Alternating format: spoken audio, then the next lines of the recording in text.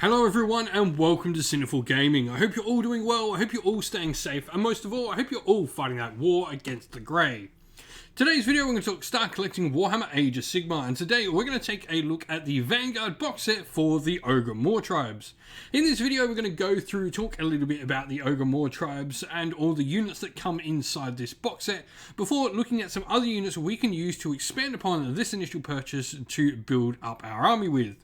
We'll then take a look at the end of the video with a little sample army list of 1,000 points for you to use as some inspiration for starting your own Ogor Mawtribes army using the Vanguard Ogor Mawtribes box set. And so, to begin with, first of all, we get a character model in this box set. We get a Tyrant model. Tyrants are super solid. They have the ability to pick from a variety of big names, which can give them a variety of special abilities, pretty much like a free command trait or artifact almost on them, as they can get +1 save, a 5-up ward, and a bunch of other things besides that as well. They also hit like a truck in combat. They can hit for a model much bigger than what they are. They'll do damage equal to most monsters in the game. Now, you've then got a unit of 6 Gluttons. These are your stock standard Ogre models. They can have two different options for either the paired clubs and brawling weapons, or they can have a club and Iron Fist, which will allow them to do mortal wounds back to their opponent on 6s when they roll a save. However, they will drop down in their attacking ability if they choose to go with the Iron Fist over the dual clubs. We then have 4 Ogre Lead Belchers. Lead Belchers are really nice. They've got the ability to stand still and get extra shots with their nice -1 rend shooting attacks, but they also still are ogres and they can do a decent amount of damage in close combat as well. We then have 2 Mournfang Cavalry, which are a really fun unit. They have the ability to actually turn off your opponent's abilities, or at least really make it much harder for your opponent to stand and shoot them, to use Unleash Hell, as they'll only be hit on a 6 to wound with Unleash Hell when used against them. Then lastly, we have the Iron Blaster. This is a giant cannon mounted on the back of a Rhinox and some sort of crude looking chariot. These things put out a decent amount of shooting damage, and in particular subfaction can be really nasty. Not only that, but they can do a decent amount of damage in close combat. In particular subfactions, they will get a lot of bonuses to wound, and do a ton of mortal wounds on the charge as well, so it can be just as effective in combat and on the charge as they are at shooting. Now, looking at where we can go next with our Ogor Mawtribes, and the first thing I'm going to talk about is endless spells, and this might sound a little bit strange, but that's just due to how many points worth of ogres are in that initial box set. The initial box set is 930 points of ogres before we start thinking about adding anything else, so this is probably the only thing you would need to grab to take the army to 1,000 points. And we'll show you that army list in just a second, but there are a few endless spells that could be really interesting to use, but by all means, you can just sub out the endless spell, drop one of the units, find something more expensive to take in its place. It could certainly be something, but there are definitely endless spells that can work really well with ogres and cover some of the weaknesses of the box set. Speaking of something that picks up on something we don't have, that is a Slaughtermaster. Now, obviously, we're going to need to make our Tyrant a wizard, speaking of endless spells, but a Slaughtermaster is an ogre wizard. But their big thing has their ability to pull a bunch of stuff out their cauldron and fling it at friendly ogres or enemy models nearby. It is a bit random, but it can get you bonuses, like bonuses to hit, or indeed heal wounds or do damage to the enemy. It is a little bit random, but it is a really nice piece to have. Gnoblars are next on our list of things to grab. For me, they are fantastic. They cover ogre's major weakness, which is screening. You really don't want to be sacrificing ogres as a screen unit, so having something like Gnoblars to be able to do such a thing is really useful for your army. The Gnoblars are going to be able to just screen out your army, stop your opponent being able to get into combat, and try and stop that alpha strike against you if indeed you are worried it's going to happen.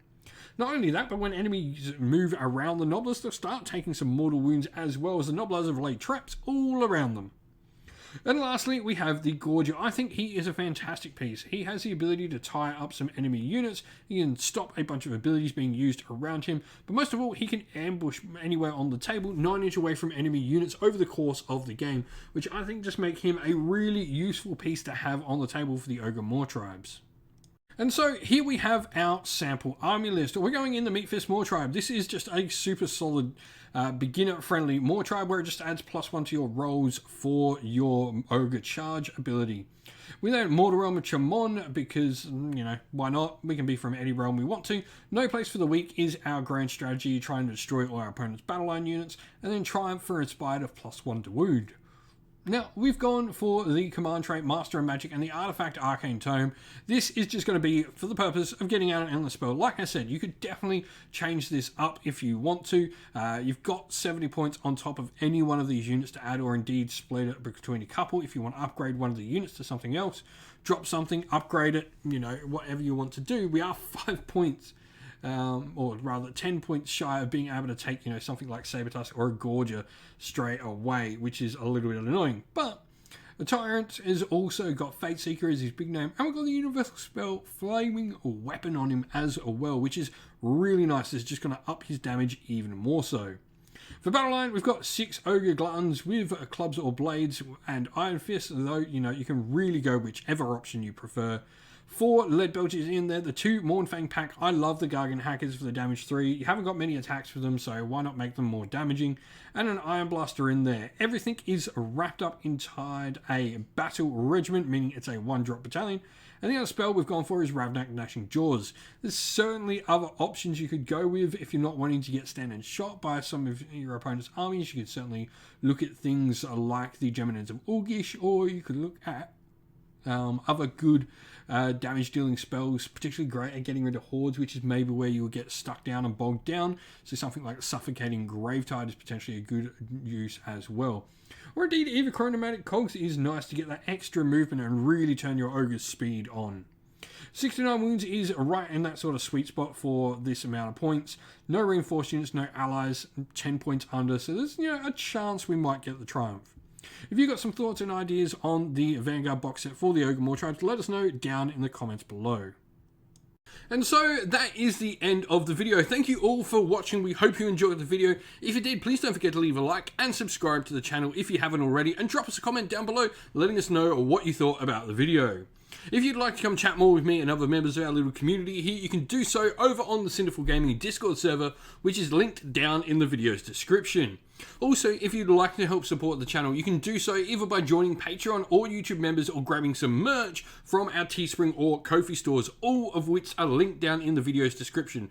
Anyone who helps support the channel, we are greatly appreciative of. For our Patreon and YouTube members, we'd like to give you all a shout out for everyone who does support the channel. So thank you to our Patreon members: Christian Weir, Soren, Kenny Love, Outer and Shot First, Andrew Bowen, Nathan Fee, The Rising Ape, Q Dynamic, Anthony B, JJ Austrian, Average Wargamer, Domir, Mark Harvey, James Cater, Bloobs, Benjamin Swallows, Redman, and DeHaven, Kevin Bowman, Iron Grinch, and our YouTube members: Greenridge Gaming, Kenton Young, Ronya, Lockdoric, the Johnny84, David Ellsworth, Wolfric Nick, Broken Chef, Ariana Edwards, Revenar, Pink Nico Fire, Robin Mankiller, Monty's Tabletop Terrain, John Castle, Davis Weir, and James South.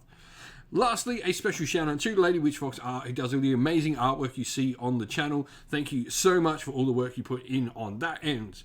With that said, everyone, don't forget to like and subscribe. Once again, stay safe, stay well, and most of all, keep fighting that war against the Grey. Ciao for now.